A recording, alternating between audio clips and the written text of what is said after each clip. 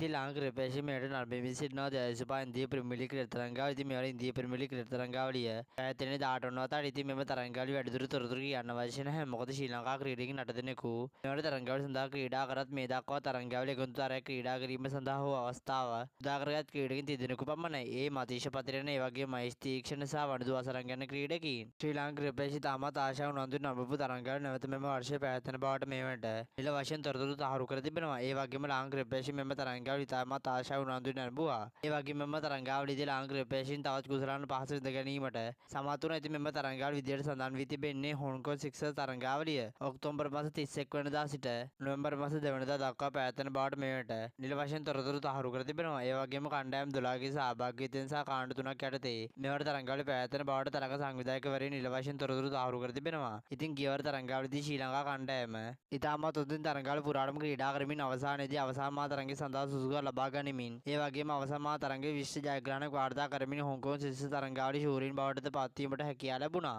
Cricket විස්තර දැන ගැනීමට ක්‍රික්ලෝචා YouTube නාලිකාව සබ්ස්ක්‍රයිබ් කරන්න. ඔයාලට සිදු වුණාට සුබ දවසක්.